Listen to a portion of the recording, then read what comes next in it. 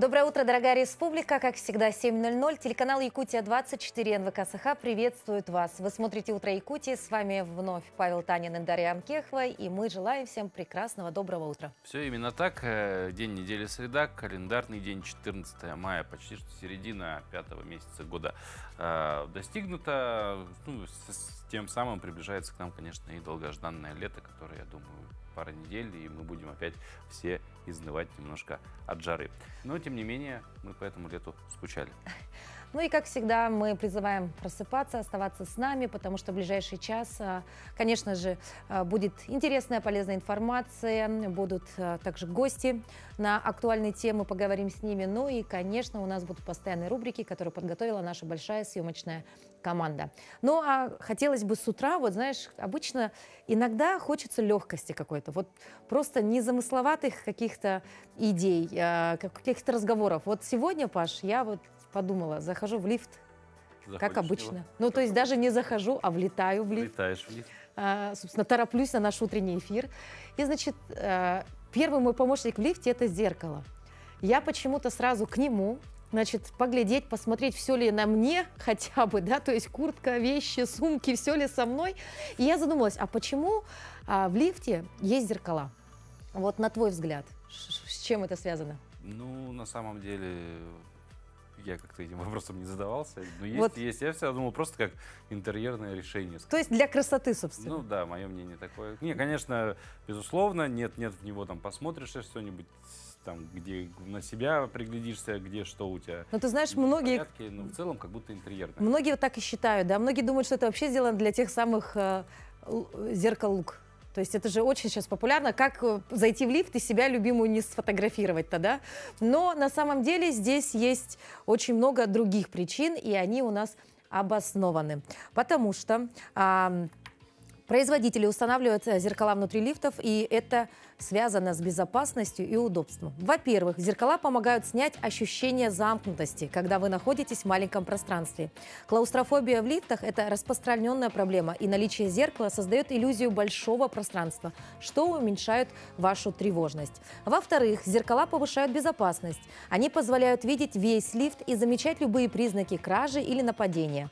Также это важно для пользователей инвалидных колясок, которым нужно видеть пространство позади себя для удобного маневрирования. И, наконец, зеркала отвлекают во время поездки нас, позволяя людям смотреть не только в пол или в потолок, да, ну или в затылок своему соседу, ну а как минимум посмотреть на себя любимого зеркала. Ну, как бы да, на самом деле, вот как оказывается, все непросто. Все непросто. Не просто так повесили в лифте зеркало, чтобы было красивее, а оказывается, да, действительно, есть очень много практичных моментов, которые эта вещь, собственно, в лифте решает. И вот на первый взгляд так как бы не подумаешь об этом даже. Не подумаешь, а на самом деле есть функционал, так сказать, у зеркала в лифте. Ага.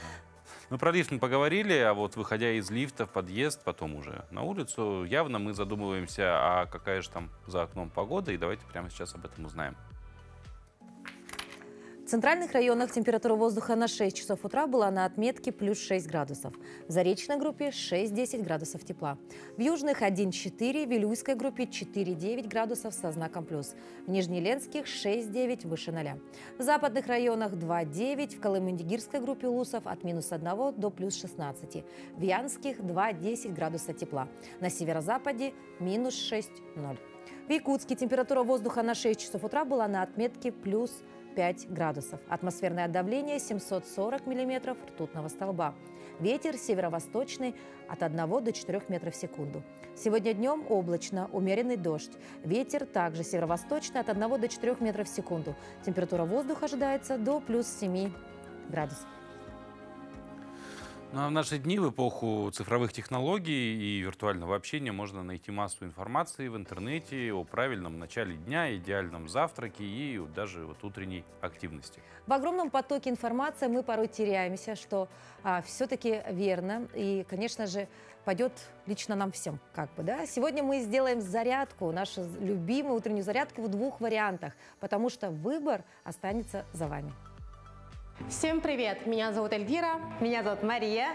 Сегодня мы для вас покажем 3 эффективных упражнения на ягодицы и на пресс.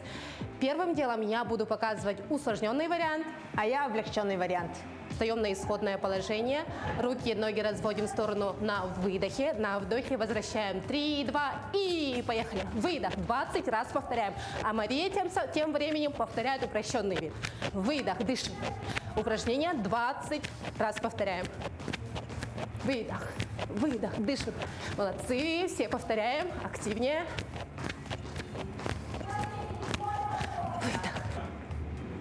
Второе упражнение у нас называется приседы колено-локоть сводим вместе. Я показываю усложненный вариант, Мария показывает упрощенный вариант. Встаем в исходное положение, ноги ставим на ширине плеч, колени сгибаем, таз отводим назад, спину держим прямо и корпус на вдохе опустили. На выдохе в животе вскрутили, колено-локоть сводим вместе. Вдох, выдох. И поехали. И добавляем прыжки. Выдох, выдох, выдох. Выдох. Повторяем 20 раз. Выдох. Поехали. А следующее упражнение – приседы с прыжками. Я показываю усложненный вариант, Мария также показывает упрощенный. Я буду прыгать, а Мария вставать на носочки. Показываем ноги на ширине плеч, также колени сгибаем, таз отводим назад, на вдохе опустились, на выдохе готовимся прыгать. Выдох, прыгнули. Выдох. Выдох. Хоп. Выдох. Упражнение повторяем 20 раз.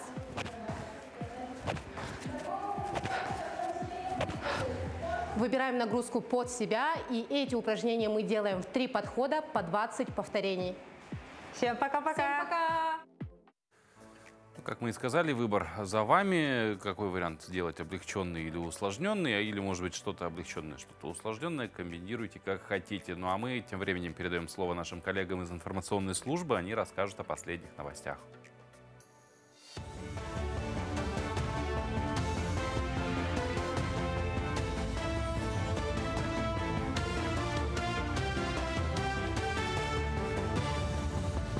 Доброе утро, коллеги. Далее блок новостей. Заместитель председателя правительства Российской Федерации, полпред президента ВДФО Юрий Трутнев рассказал о недавнем посещении 2 обновленных аэропортов на Дальнем Востоке, в Магадане и на Камчатке.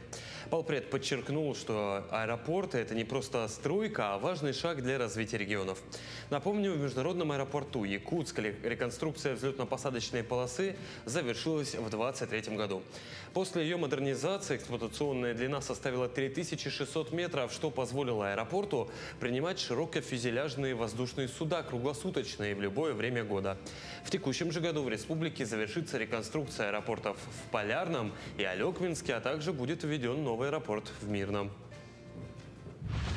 В этом году по квоте Министерства культуры России единовременные компенсационные выплаты в размере 2 миллионов рублей получат специалисты, прибывшие работать в 11 учреждений культуры в населенных пунктах Якутии, где проживает до 50 тысяч человек. Как сообщили в Министерстве культуры и духовного развития республики, например, Томодская детская школа искусств имени Касьяненко Алданского района приглашает на работу преподавателя по фортепиано. Город с населением около 6,5 тысяч человек обладает развитой инфраструктурой. Сюда можно добраться на автомобиле, а также по железной дороге, что делает поездку удобной и доступной. 85-летие отмечает система среднего специального образования России. Как отмечает Министерство просвещения страны, сегодня эта система одна из самых крупных в мире. Она охватывает свыше 3,5 миллионов студентов и порядка 200 тысяч педагогов. В Якутии же насчитывается 24 тысячи обучающихся по программам среднего специального образования. Их реализуют 42 СУЗа. Старейшие из них работают в столице региона. Один из таких – Якутский индустриальный педагогический колледж, первопроходец по обустройству полноценных рабочих мастерских. На их базе студенты проходят практику, проводятся конкурсы профориентационного мастерства и реализуются другие проекты по повышению квалификации. На нашей базе ежегодно проводятся внутренние чемпионаты профмастерства, региональные чемпионаты профессионального мастерства по этим компетенциям. Да. Победители ежегодно у нас имеются, то есть призеры, победители имеются. По финалу России, то есть у нас был медальон по обслуживанию грузовой техники. Ну и также у нас ежегодно проводятся олимпиады по укрупненной группе специ 2300000. Это техника и технологии наземного транспорта. В Якутске на улице 50 лет Советской Армии ведутся работы по замене газовых труб. Газовая сеть на этом участке была проложена еще в начале 70-х и с тех пор значительно устарела, требуя капитального обновления. По информации от газовиков, протяженность заменяемых труб составляет более 1600 метров. На первом этапе уже сварено и уложено около 600 метров новых труб. Новые же трубы рассчитаны на высокое и низкое давление, отличаются повышенной прочностью и качеством, а их срок эксплуатации составляет 50 лет. Завершение работ по замене сетей планируется до начала дорожного ремонта.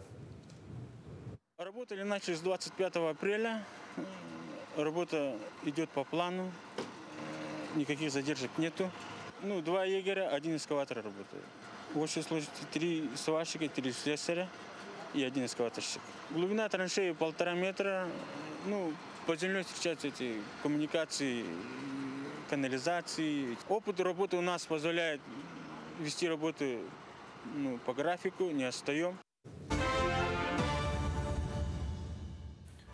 А вот еще одна замечательная новость. Тикси готовится принять участие в конкурсе проектов создания комфортной городской среды. И в случае победы главную площадь города, площадь мира, перенесут и облагородят. Разве это не замечательно?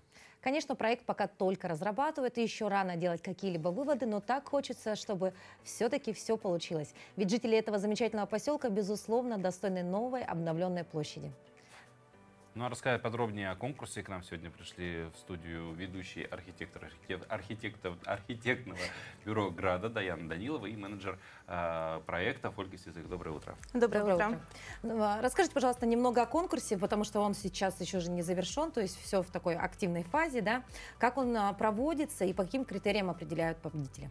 Вообще, всероссийский конкурс лучших проектов по созданию комфортной городской среды проводится по инициативе президента России уже с 2018 года. Для Дальневосточного региона это уже 4-й конкурс. Как он проводится? 1 июня создаются заявки, 1 июня они все передаются в комиссию, которая уже рассматривает их по определенным критериям. Одними из основных, конечно, является это вовлеченность жителей населенного пункта от их активности, потому что невозможно создать хороший проект без участия жителей. Дальше, насколько этот проект впишется уже в существующую историко-градостроительную среду, в природную среду, как он повлияет на дальнейшее социально-экономическое развитие, и, конечно, качество архитектурных сооружений. Это все является критериями. То есть достаточно такая серьезная работа, да? Да, конечно. Нужно не только, активность людей оценить, так еще и площадку определенную, да, и, соответственно, проекты, да? А что вообще дает конкурс создания комфортной городской среды малым городам и поселкам? Казалось бы, да? Зачем им это, да? Во-первых, жители любого поселка, малого города, исторического поселения получают, наконец-то, красивое, комфортное, современное общественное пространство, которое они хотели. Во-вторых, разумеется, это меняется и облик населенного пункта, появляется какое-то сердце, душа в нем, и это оказывает стимул для дальнейшего развития, как социального, так и экономического, и, в принципе, для улучшения качества жизни людей. А в целом, как процесс оформления заявки происходит?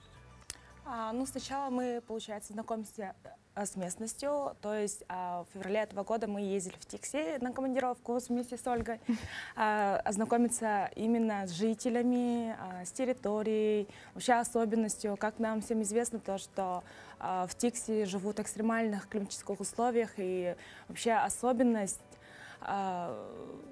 Проблема, это не является проблемой для нас, для проектантов. Это, наоборот, можно сделать особенностью и изюминкой данного проекта. Вообще, очень объемная работа. Мы, естественно, работаем с центром компетенций, с администрацией, с жителями, собираем именно предложения, какие могут улучшить вообще качество жизни населения. Ну вот уже если есть какие-то наброски, ну вот многие, наверное, телезрители немножко не понимают, да, что такое там, допустим, какое-то пространство, облагораживание территории, что это может быть? То есть для кого-то это скамья какая-то условно, да, для кого-то нужна целая площадь. Вот в рамках Тикси это, ну какие идеи уже были озвучены? Да, жители очень хотят круглогодичный павильон. Это, да, можно понять, ну, в связи тоже с климатическими условиями. Мы планируем сделать большой круглогодичный павильон, цену, амфитеатр. Также это же площадь мира, там будет мемориал, посвященный вообще героям, жителям Тикси. Ну, то есть фишка этого всего, что главное, чтобы он был закрытый, да, в связи вот с такими природными условиями. Да, конечно. Если у вас там много метели в году, то где-то надо все равно проводить свободное время, да, досуг. Логичная это такая ремарка архитектурная, скажем так. А вообще в целом, да, вот с 2018 года проводится вот эта история, конкурс проектов. 4 года, 4-й раз в Якутии проходит. За это время в республике какие проекты уже были реализованы? Ну, каждый год республика участвует с большим количеством заявок. Например, в прошлом году было подано 11, из них 5 выиграла. Ну, стоит отметить, что это не наш первый опыт участия. И в 2022 году мы выиграли 80 миллионов для города Томат, для зоны отдыха Укулан. Также для Вилюйска выиграли 150 миллионов. Также в этом году мы заполняем 3 заявки. Это вот, площадь мира в поселке Тикси, центральная площадь Татта в Итыккёле и центральная площадь имени Лёгэй Тойон в селе Берогонцы. Вот мы сейчас видим фото, да, это все проекты или это уже созданные объекты? Это проекты, на которые была подана заявка, вот так оформляется.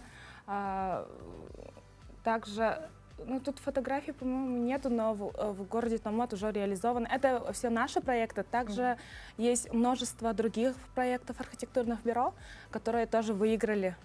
И они реализуются, да. Но суммы-то достаточно большие, на эти суммы можно сделать что-то, да? Конечно. То есть собрать, заработать или еще как-то там годы можно потратить. А здесь все-таки как-то хорошая программа, да, раз работает. И посмотрите, ну, города, поселки, они оживляются, как-то, да, приобретают совершенно другой вид. Преображаются, я бы даже сказал. А вообще вот в целом, да, вот сейчас идет конкурс, да, сколько проектов может быть реализован? То есть подается несколько заявок. Все ли они могут выиграть и все быть реализованы, или только одна будет выбрана? Там делятся по критериям. Есть критерии по населению, по сумме, которая подается. Например, также... Нет, вот как я уже ранее говорила, например, в прошлом году подали 11 заявок, а 5 выиграла, то есть 5 идет на реализацию. Ольга, Даяна, а вот если говорить все-таки про вашу работу, да, сложнее придумать проект или реализовать? Это комплексный подход, давайте скажем так. Но придумывать это тоже, мы же все равно ниоткуда-то берем, опираясь на мнение жителей, на спрос жителей. Мы все-таки проектируем для них. То есть важно, чтобы услышать их и чтобы мы тоже были услышаны. А реализовывать это тоже один из очень больших объемных работ. Ну, мне кажется, на стадии создания еще проекта сложность в том, чтобы, собрав мнение всех жителей, попытаться все объединить в одном, да, как бы, чтобы никто не был обижен, и каждый подумал, что да, вот благодаря мне стало лучше. Вот это кто-нибудь шел, вот скамейки там, это я. На практике было такое. Хорошо, но все-таки вернемся к городу Тикси. Если вдруг все-таки мы одержим победу, да, получим этот определенный грант, когда уже жители города Тикси смогут увидеть вот этот павильон? Ну, мы очень надеемся на победу.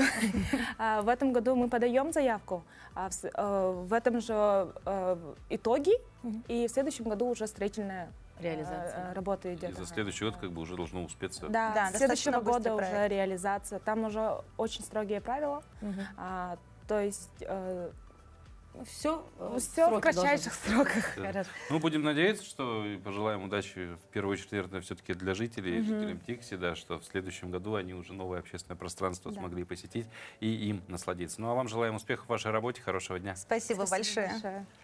На сегодня, 14 мая, отмечается необычный праздник – День смешных нелепиц. Нелепицы или небылицы издавна существовали в народе. В толковом словаре русского языка мы узнаем, что нелепица – это то же самое, что нелепость. Нелепыми могут быть слова, высказывания и поступки. Смешные нелепицы рождаются чаще всего у маленьких детей от 3 до 4 лет. Или у детских писателей, которые не хотели становиться взрослыми. Так Корней Чуковский написал целую книгу «От 2 до 5» про смешные нелепицы. Например, одну из них вот мы сейчас озвучим. «Я встану так рано, что еще поздно будет». Вот такая замечательная нелепица, есть о чем задуматься, да? Да, ну вообще сегодня отличный повод в таком случае, конечно, пообщаться со своими малышами и, возможно, узнать что-то новое, небывалое, а вообще о других знаменательных датах и событиях этого дня узнаем далее.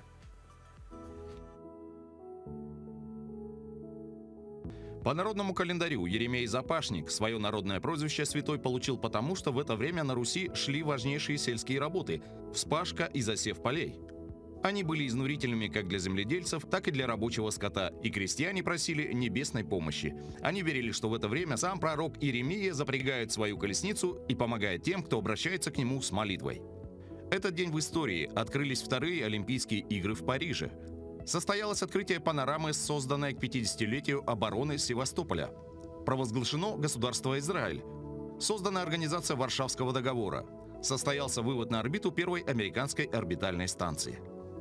В этот день родились Маргарита Валуа, королева Франции, супруга Генриха IV, Томас Гейнсборо, английский живописец и гравер, Клаудис Дарнье, немецкий авиаконструктор и предприниматель, Роберт Бартини, итальянский аристократ, советский авиаконструктор, ученый, Владимир Матецкий, советский и российский композитор, продюсер, радиоведущий.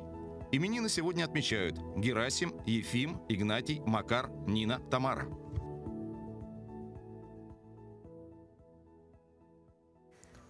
На дворе прекрасный май. Этот месяц очень важен для дачников, ведь залог отличного урожая – это, конечно, полноценное питание растений и соблюдение агротехники.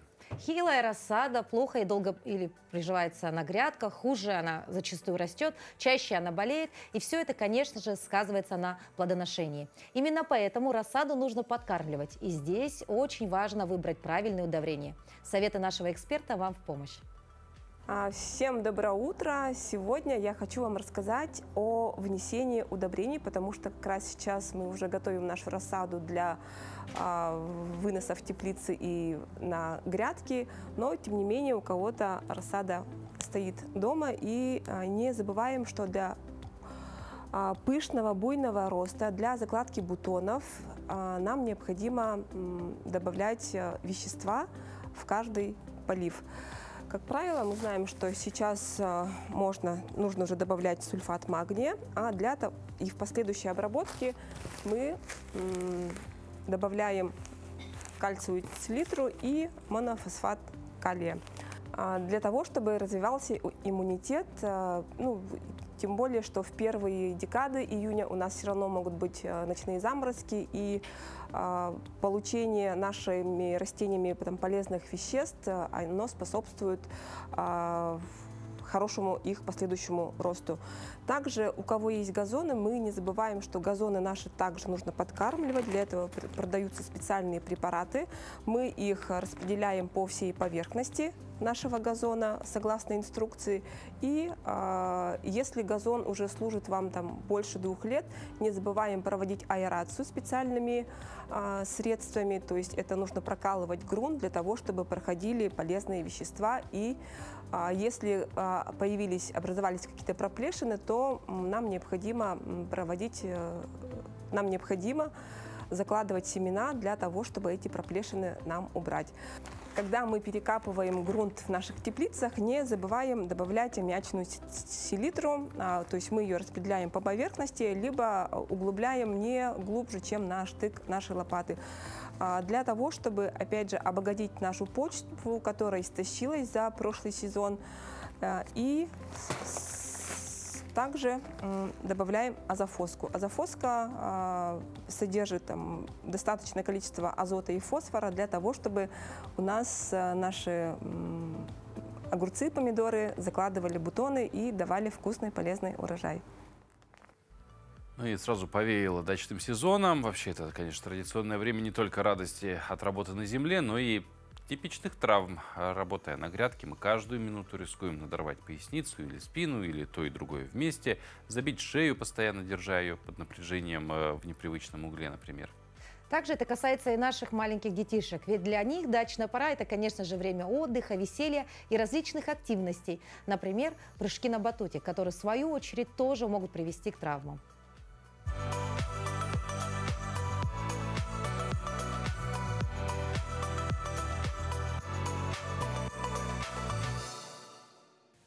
Чем теплее на улице, тем больше пациентов, особенно маленьких, заполняют травмпункты. Если зимой главный кошмар родителей – это санки, ватрушка, то летом это батут. Один из самых распространенных видов взрослого весеннего травматизма также связан с желанием привести свое тело к летнему периоду в норму похудеть. В последнее время появилась мода худеть на батуте. Батутные парки открываются сегодня на каждом шагу. Действительно ли это занятие эффективно и, самое главное, безопасно? Главная причина взрослых травм на батуте – это физическая неготовность к нагрузкам высокой энергии, которая возникает при приземлении грузного тела на батут. Средняя масса тела пострадавших, согласно статистике, 90 кг. Главное помнить, что человек с организмом физически не готовым к упражнениям на батуте прыгать не должен, а особенно пытаться делать сложные акробатические элементы. Батут – это инструмент профессионалов. Но даже если вы избежали серьезных травм, вывихов или переломов, надо знать, прыжки на батуте взрослым вообще не полезны и имеют целый ряд противопоказаний. От подобных аномальных сотрясений может обостриться по существу любая болячка, будь то гастрит или язва желудка, желчекаменная или мочекаменная болезнь, мигрень или остеохондроз. Нередко внутренние болезни, о существовании которых человек даже не подозревал, дебютируют именно на батуте. С возрастом у человека количество и качество мышечной ткани изменяется не в лучшую сторону, увеличивается масса тела, связки обезвоживаются и перестают быть эластичными. Поэтому удар во время прыжка по суставам похож на удар автомобильного колеса с неработающим амортизатором, когда колесо попадает в яму. Если говорить об энергетических затратах, то легкая пробежка в парке или занятия в бассейне с ограничением себя в еде наиболее эффективны и безопасны. Будьте здоровы!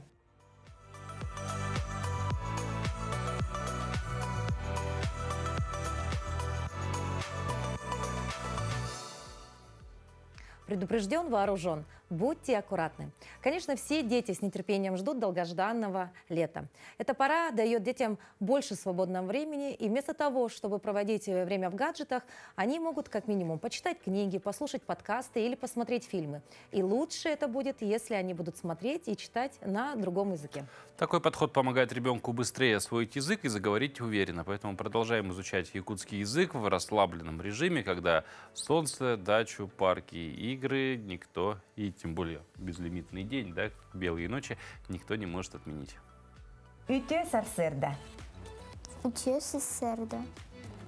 Сегодня мы выучим слова на тему увлечения. Джарык. Аня, чем ты увлекаешься? Художественная гимнастика, спортивные бальные танцы, ИЗО. Замечательно. Увлечения бывают очень разные, но мы пройдем только наиболее распространенные. Для этого выучим следующие слова. Аня, слушай и повторяй, хорошо? Песня «Ыры». Ыры. Пою «Улыбын». Улыбын. Танец «Үнкү». Үнкү. Танцую «Үнкүлүбүн». Үнкүлүбүн. Молодец. Рисунок «Уругуй». Уругуй. Рисую «Уругуйдубун». Уруй. Уру. Уру. Хуйдубун. Хуйдубун. Уругуйдубун. Уругуйдубун. Хорошо. Стихотворение когон.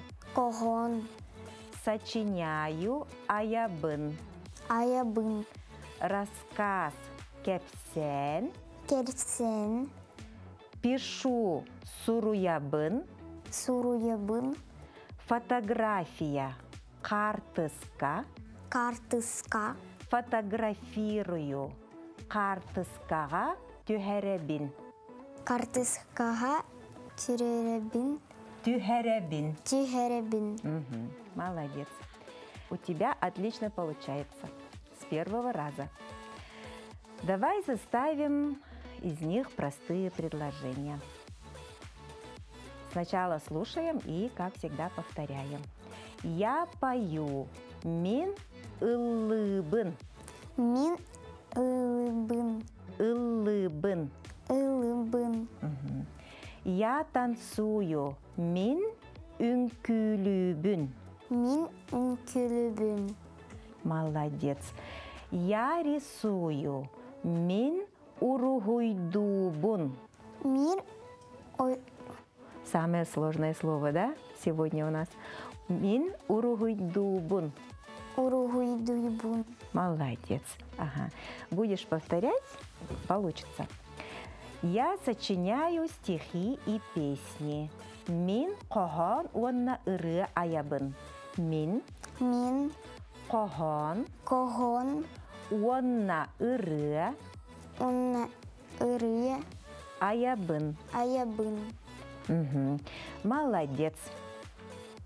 Теперь ты можешь рассказать на якутском языке о своих увлечениях, но дома надо обязательно повторить. То есть можно пересмотреть этот эфир и вспомнить. Дорогие зрители, Керсех Хадери. Керсех Хадери. Ну а сейчас мы предлагаем отличный повод заявить о себе подрастающему поколению. В республике стартовал конкурс для школьников «Креатив 4К», принять участие в котором могут дети от 14 до 17 лет, всего лишь рассказав о своих достижениях в социальной сети ВКонтакте. Условия для участия всего два. Необходимо написать мотивационное письмо и разместить пост о креативной экономике Якутии с хэштегом «Креативная Якутия ВКонтакте». Проводится конкурс с 30 мая по 1 июня 2025 года. Заявки принимаются до 15 мая этого года. Также в программе конкурса увлекательные лекции, мастер-классы и тренинги от ведущих экспертов креативных индустрий. Участвуют команды из 2 участников и 1 руководителя. Поэтому хочется сказать детям: дерзайте, пробуйте себя, у вас все получится. Дерзайте, у вас все получится, я в вас верю. Начните действовать прямо сейчас, не откладывайте на потом. Эта известная фраза из книги Владимира Лаврова не просто мотивирует, она вселяет силы и уверенность в себя. Именно такая идея объединила 4 жительниц Уснеры. Девушки создали творческий коллектив «Левитан», и сегодня они дарят радость и счастье всем жителям поселка. Одним из ярких моментов в программе мероприятий «Празднуем Победу» стал концерт военно-патриотической песни группы «Левитан» при Уснерском доме культуры. 4 женщин разного возраста и совершенно разных профессий объединило одно – песня. Они выбрали жанр патриотической песни, потому что верят, это нужно молодежи, особенно сейчас.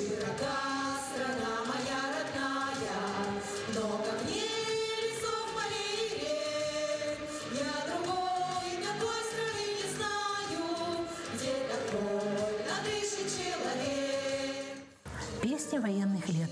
С первых дней войны она встала в солдатский строй и прошагала по пыльным задымленным дорогам до победного ее окончания.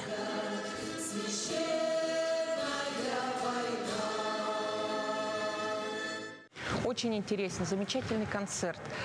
Давно не было у нас такого концерта и именно патриотическим воспитанием, потому что была рассказана полностью история, летопись наших войн, которые прошли на территории России. И настолько это было ненавязчиво, настолько это было интересно и до слез пропирали в песни и весь материал, который подобрала группа «Левитан» в своем выступлении.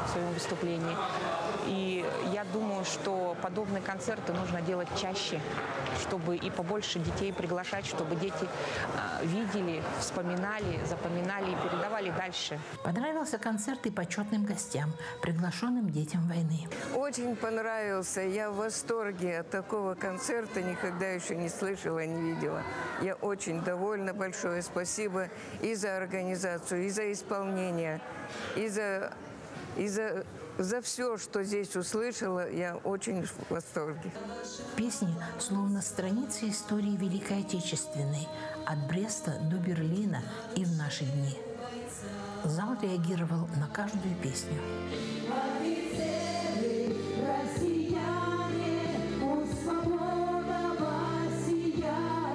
Ощущений много и эмоции переполняют. Хорошо, что все получилось.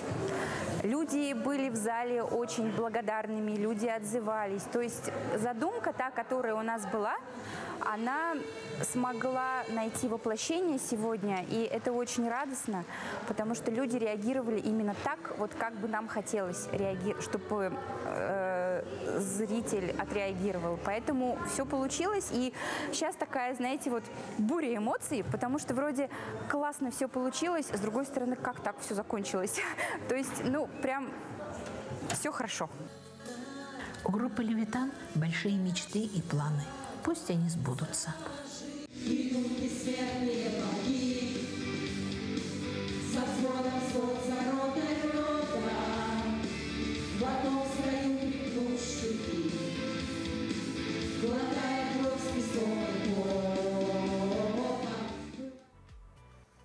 Несомненно, песни военных лет продолжают поддерживать историческую память и не дают забыть о великом подвиге нашего народа. Сегодня песни военной эпохи продолжают быть востребованными и занимают особое место в национальном репертуаре. Мы поем их не только 9 мая, когда их петь просто не петь их невозможно, но и в горе, и в радости, всегда, когда душа просит. Эти песни поют и за дружескими застольями, на корпоративах, на свадьбах и туристических походах. И мы остаемся великим народом, пока помним. В России, пожалуйста, не найдется ни одной семьи, которая не была так или иначе связана с событиями тех лет. Большинство из них в те годы были разлучены, и только почта могла помочь жителям огромной страны не потерять друг друга. Конвертов не хватало, из-за чего с фронта приходили знаменитые письма-треугольники. Сегодня каждая из них – это бесценная реликвия тех дней. Бережно хранят письма фронтовиков и в Алданском историко-краеведческом музее. Далее об этом подробнее.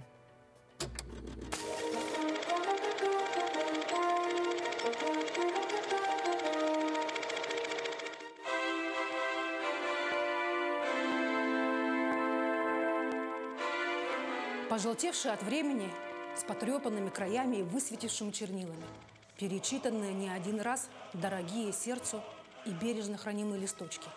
В них надежда и вера, боль и слезы, запах пороха и дыма, простые человеческие радости и невзгоды. Фронтовые письма солдат бережно хранят в Алданском историко-краеведческом музее. Павел Гуляш среди первых алданцев ушел защищать родину. Его письма предоставили его родные. Дорогие папа и мама, я сообщаю, что я поехал на Западный фронт. Нас едет одна дивизия при полном боевом. Из Владивостока мы выехали 23 октября, а письмо отправляю со станции Большой Невер. До свидания. Ваш сын Павел. В конце июня 1941 года первые эшелоны добровольцев и призванных в армию отправились из Якутии в воинские части. Вскоре за ними выехали еще тысячи рабочих, колхозников, представителей интеллигенции, студенты. Всего за годы войны ушли на фронт десятки тысяч человек. Якутяне участвовали в сражениях под Москвой и Сталинградом, на Курской дуге, под Ленинградом и Харьковом, на рубежах Старой Руссы, на озере Ильмень и во многих других операциях. В этой великой освободительной войне все народы совершили бессмертный подвиг. Якутия находилась в глубоком тылу, но и она помогала делу завоевания победы. Эти эксклюзивные кадры из северного наследия нашей республики. Здесь, в условиях вечной мерзлоты, в тылу велось необычное строительство. Коллектив полярных рыбаков свободно от улова время на этих кадрах строит подземные ледяные тоннели, Это была очень тяжелая работа, ведь промерзла земля как камень. Часто и лом ее не берет.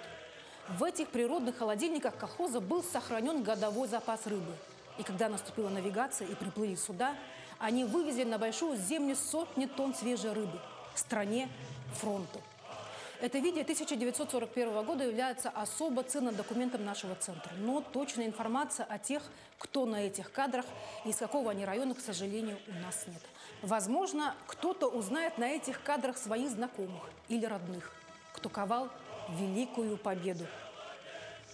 Трудящиеся Якутии приложили много сил, чтобы предоставлять фронту больше рыбы.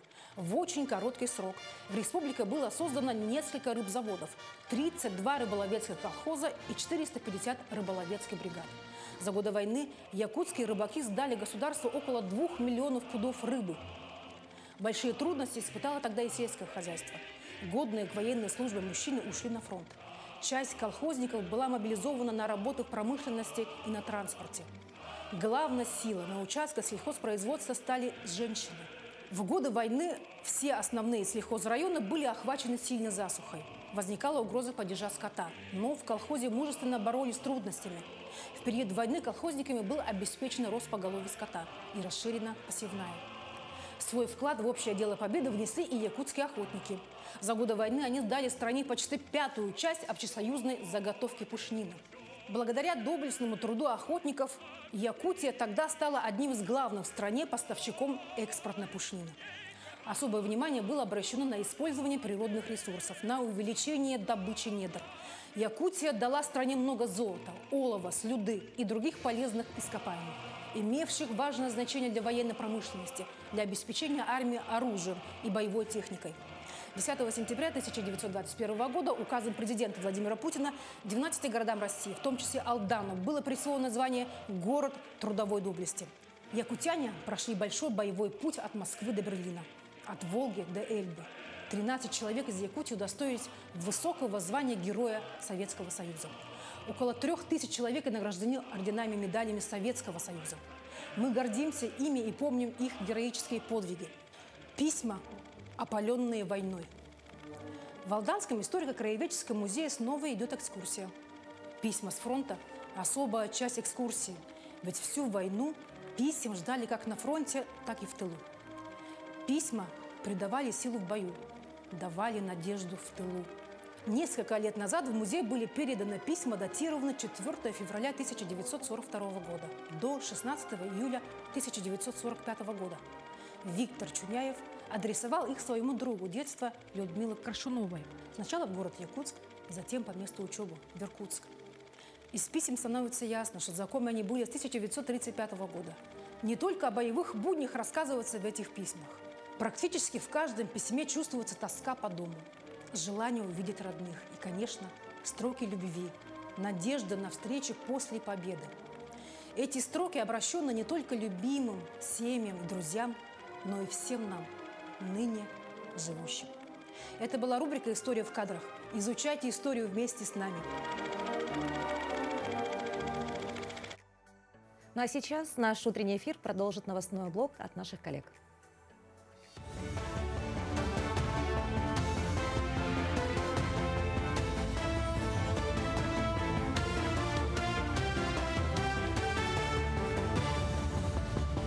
Мы продолжаем рассказывать о самых заметных событиях в республике, стране и мире. За обстановкой на реке Лени вновь можно наблюдать онлайн. Ленское бассейновое водное управление запустило трансляцию ледохода с камер на Кангаласском мысе. Причем полезна она как для горожан, так и для специалистов, контролирующих прохождение паводка. Ведь теперь любые изменения уровня воды или количества льда можно заметить в кратчайшие сроки. К слову сказать, для этих же целей контроля за прохождением паводка и исключением чрезвычайных ситуаций будет работать дрон. Особенность этого года, что у нас скрытие водных объектов наблюдается в первую очередь в ранние сроки, от 2 до 6 суток, от средних многолетних значений. И вскрытие наблюдается при низких уровнях. Такие условия обусловились тем, что в первую очередь малыми соответствующими запасами определенных бассейнах, плюс, наверное, сыграло проведение соответствующих противопаводковых мероприятий на заторопасных участках, которые влияют на скрытие водных объектов. Якутия завершила подготовку к государственной итоговой аттестации для учащихся 9 и 11 классов. В этом году экзамены будут сдавать 23 401 ученик. Из них 8 537 одиннадцатиклассников и 14 864 девятиклассника.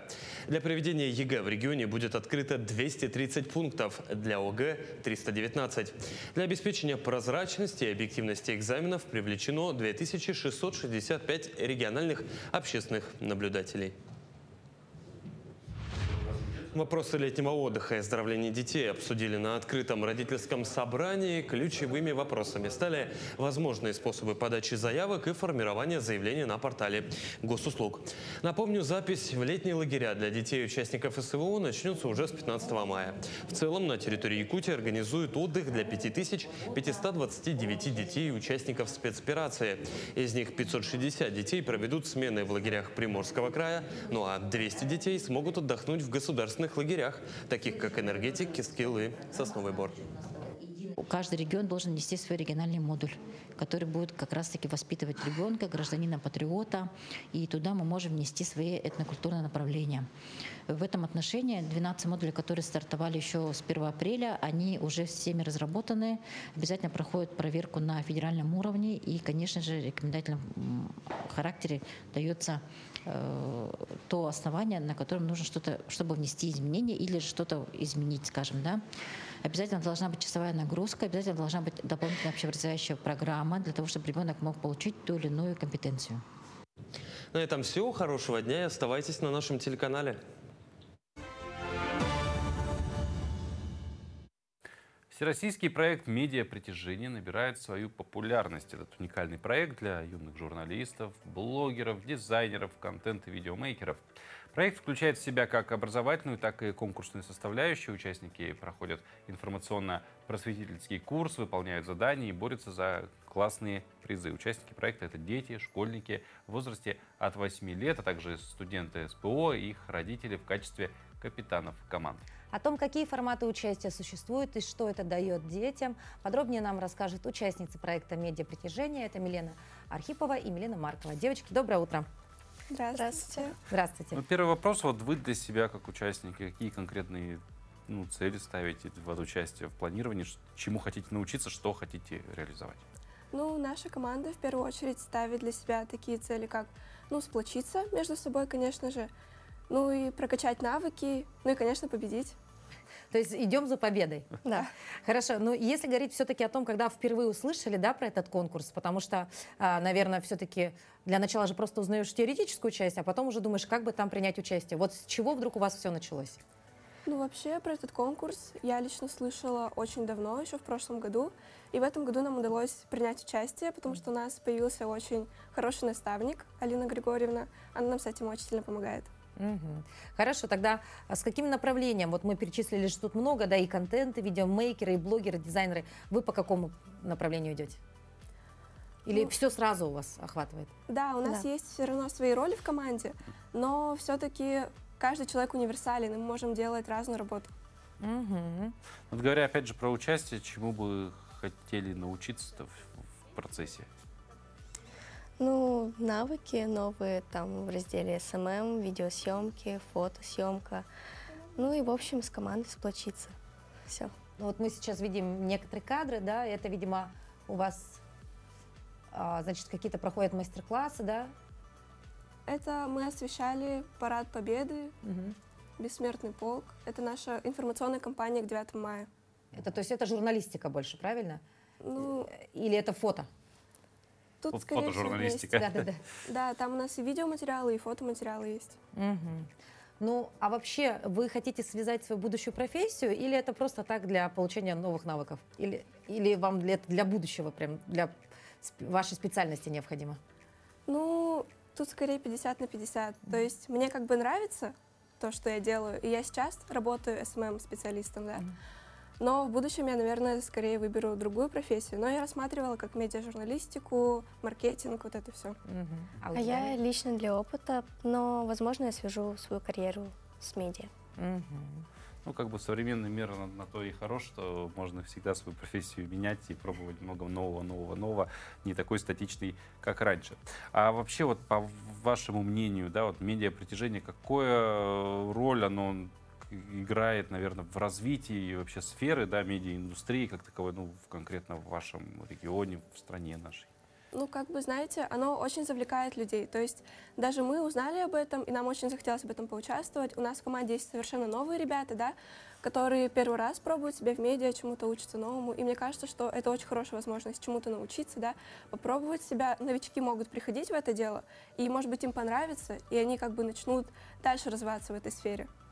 Вот я так думаю. Ну, а вообще проект же имеет какие-то сроки определенные. Вот как долго длится этот проект? Ну, начался он в начале апреля. Ну, сроки там очень сжаты в плане на выполнение задачи. То есть на информационную кампанию нам давалась всего 1 неделя. Но в целом, по-моему, завершается он продолжается еще в следующем учебном году. То есть еще будет, да? Вот мы тоже видим, видимо, это ваши соратники, да? Да. Света, режиссер, даже есть такое направление, да? У вас все роли, получается, у вас у всех разные, да? Звукооператор у вас есть, да? Хорошо. Ну, мы сейчас команду новую на «Утро Якутии» наберем. Наберем, которые придут и потом нас тут заменят лет через 20. Наконец-то. Хорошо. Девочки, ну а вообще... Что бы вы посоветовали тем, кто вообще планирует только принять участие в медиапритяжении, вот, допустим, в следующем году? Ну, не затягивать с выполнением заданий, потому что мы сами с этим столкнулись, что в последний момент все делаем. Ну и, конечно, если вы участвуете командой, то именно сплочение должно быть, понимать друг друга, договариваться. Единство, да? А у тебя, Милен? То же самое. То же самое. А вообще, какую будущую профессию себе выбрали, девочки? Или еще пока в поисках? Ну так, между медиа и где-то юриспруденцией выбираю. Какой разброс. У тебя то же самое? Ну, я еще в поисках. В поисках, да? Хорошо. Ну, а вообще вот в целом, да, у нас утренняя программа, и нас очень смотрят много подростков, да, и проектов действительно у нас в республике очень много. Очень много, потому что, ну, и это и в среднеспециальном, да, учреждении, это и в школах, и в вузах, да, но не всегда есть желание заниматься этим. Вот вы всегда были активными такими, или это все-таки приходит с возрастом? Ну, скорее всего, с возрастом, потому что раньше я не любила всю эту активность. Начиная с класса 6-7 я начала интересоваться активом, медиа-сферой, и вот стала активистом. А у тебя как? Ну, я в 8 классе вступила в детский общественный совет при главе городского округа город Якутск. И с этого и началась моя активная деятельность. Вот я уже, получается, с конца 8 класса я участвую на разных мероприятиях и в сфере медиа освещаю вот это вот все. То есть в какой-то момент зажигается и начинается активная жизнь. А опять же, да, помогает ли вот такая активность как-то, не знаю, в учебе, грубо говоря? Или, наоборот, мешает. Наверное, многие преподаватели говорят, не тем занимаетесь, зачем вам эти блоги, зачем вам видео? Опять же, да, элементарно может произойти какая-то нехватка времени, да, чтобы учись, дополнительные знания получать и так далее. Ну, я думаю, нужно находить баланс. То есть первое время, конечно, сложно, но потом со временем ты учишься строить свой график, исходя из этого, да. И какое-то время ты понимаешь, что вот сегодня у меня мероприятие, значит, мне нужно дополнительно дома поучиться несколько часов, потому что я пропущу уроки. Вот как-то так. То есть тайм-менеджмент и организация своей жизни повышаются и прокачиваются. Ну, а в целом, можно ли монетизировать уже это увлечение? Ну, мы, конечно, не монетизируем, но думаю, что можно. То есть эти навыки получив, можно уже немножко где-то как-то подработать, правильно? Да, конечно. Работать SMM-специалистом, рилсмейкером у нас это сейчас очень распространено. Ну что, дорогие девочки, спасибо большое, что посетили наш эфир. Напоминаем вам о том, что проект такой, да, как медиапритяжение, он существует, да, поэтому, ребята, если вдруг вы хотите принять участие и взять пример с девочек, которые посетили наш утренний эфир, то смотрите, как это все легко и просто сделать, было бы желание. Вот, ну и мы на этой позитивной ноте с вами, дорогие зрители, прощаемся. Желаем вам отличного дня, как уже сказали. Середина недели пройдена. Неделя, на самом деле, в каком-то смысле непростая, потому что после длительных выходных мы вышли в полноценную пятидневку, и это немножко может заставить погрустить. Тем не менее, грустить не нужно. Улыбаемся, ставим цели, достигаем их, живем свой день, а завтра мы вновь встретимся в этой студии с вами.